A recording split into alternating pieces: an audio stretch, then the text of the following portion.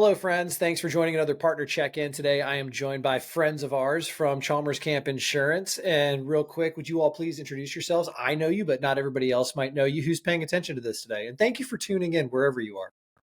Awesome. Thanks, Bud. My name is Carissa Chipman, and I am in business development and marketing for Chalmers Camp Insurance.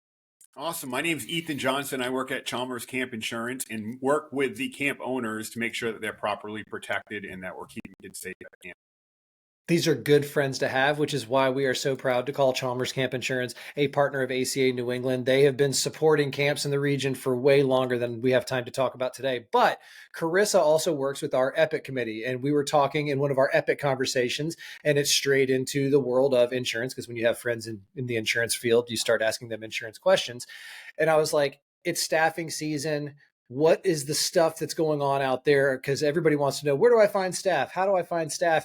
But from your seat, between you and Ethan and the work you do and the people you talk to, what are some of those things that you shared with me previously that are like, don't forget this, don't forget that? What are kind of the things that could be overlooked this time of year that you can help people remember to keep this on your checklist as you're filling out your staffs for the summer? Awesome. Yeah, we recently had a webinar for our camp customers, and we hit on some highlights of, what can you do to make staffing better and really protect your camp? Yeah, and what camps do is so important for kids. They provide children with safe, memorable, positive experiences, and we want to make sure that they can continue to do that for decades and decades and decades to come. It's so important for the kids' development. And I just wish every kid could have that camp opportunity. With that said, as you guys are busy getting, the fun things for camp programming going on, making sure that, everybody's, enrollment is looking good for this upcoming year. The one thing we want to make sure about is that we don't take our eye off the ball when it comes to hiring and screening potential employees. It is critical to make sure that we are, we have that process down, and that we are hiring people that are going to be good for the kids to be around. So what area, so Carissa, you told me before you were talking about, and I know a friend of ours, Katie Johnson, she's going to be presenting about this at the upcoming New England Camp Conference, but abuse prevention. You said that was an area where you're just reminding folks to take a look at their abuse prevention policies. What is kind of something important that folks should keep in mind, either Carissa or Ethan, when they're developing that, and looking at that this time of year? Absolutely. Ethan, do you want to start off with the first one? Yeah. So one of the common things that we're seeing, we know that camps are doing the right thing. They are doing a great job when it comes to training, right? They're doing their abuse prevention training every year. But one of the things that we're seeing that's missing with a lot of camps is they're missing that what we call the abuse prevention code of conduct. It's essentially like a 1 or 2 pager that might be in your employee handbook that literally touches upon what your camp policy is when it comes to abuse prevention. But the important part of this is you have each employee sign this form. These are your codes of conduct. This is how we are going to do things. The employee is then acknowledging they've read it and they are going to do that. I think we all know that if the code of conduct isn't signed, if you're doing trainings and they're not signed or documented, they didn't happen. So make sure, that you're presenting that to all employees, they're signing it, and it's going in their HR file. I love that you mentioned that, because last week on Coffee and Camp Chat, every other Friday, 10 a.m. on Tradewing, Coffee and Camp Chat open to all. But one of the areas that came up was how do I know? There was a camp director owner who was sharing. He's like, I know we perform these trainings. He's like, how do I know if my staff's actually getting trained, right? So it speaks to that efficacy piece, and where efficacy meets accountability is, like you said, that code of conduct. That's a step in that direction of at least you're sharing some of that accountability with the staff, and they're taking a little bit of ownership on it. But when it comes to beefing up the staff too, reference checks came up in our Coffee and Camp Chat. And Carissa, you had that was the tip of the iceberg for me, that I was like, save that. That would, what's the internal scuttlebutt on the reference checks? Because that's something that I was hoping that you could share with folks. And again, just reminders or things that they should be thinking about in the realm of reference checking when it's in staffing season. So the one thing that we are seeing is that camps aren't asking for a family member or a close friend to have a reference check. And that might seem unusual. Like, why would you want a family member or a close friend as a reference, right? You know that they're probably going to give them a glowing report. Well, the reason why is because if they mention something like, maybe Johnny isn't best to be a counselor around kids, right? That is it. That is a flag that goes up. And if that is coming from a trusted source, like a close family member or a very, very close friend that's saying, nice person, but maybe that's not the best role for them. That's a warning flag right there. That is a warning flag that goes up immediately. If a family member is raising that flag, there may be no history of anything that has ever happened with that.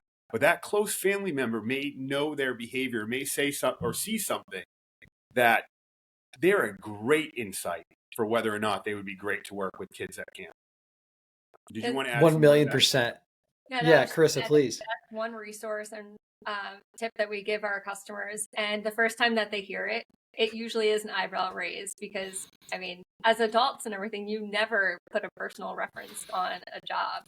When you're filling out an application, you think that you need the professional references. Right. But often, especially when we're talking about minors, so they don't necessarily have a record yet if they were to have one. So getting that more close reference is key to helping kind of weed out any predators or potential predators. And it's that's what fun. we're I really love that trying y'all to do. mentioned that of a It's yes, because that's what the natural intuition is.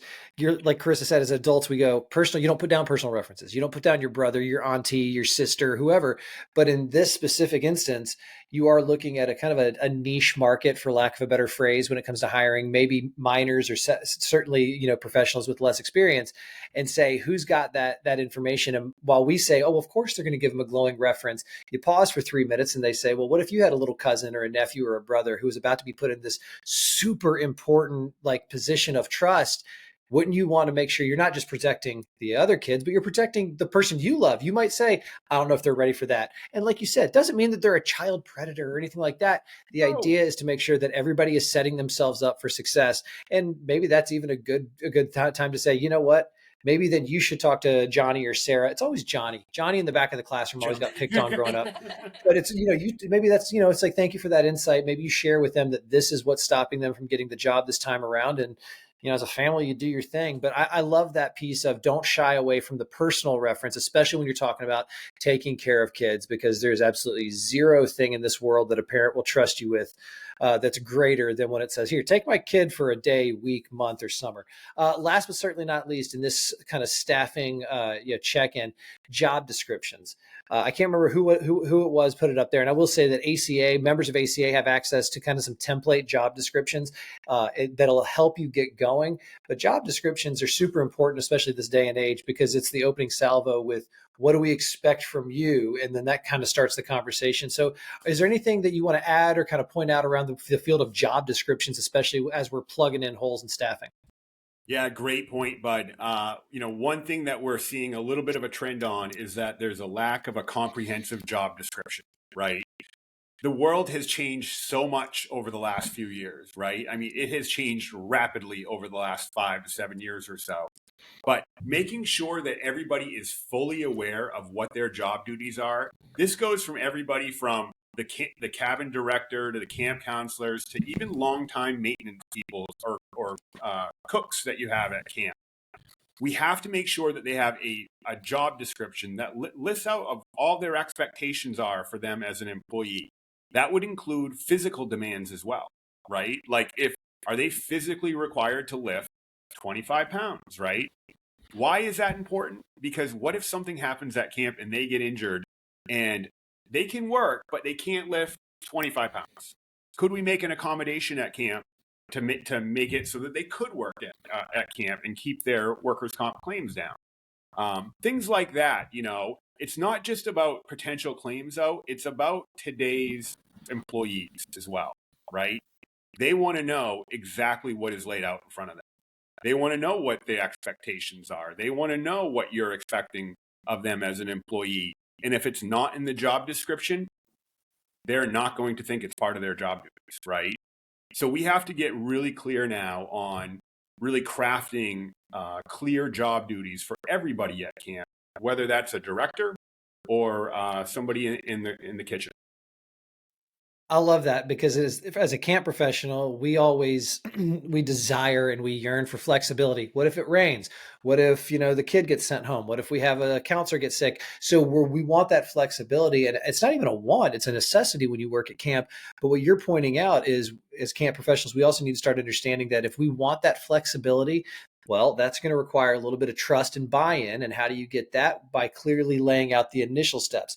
And it's not saying here's the bare minimum of what we want from you, and there's going to be more.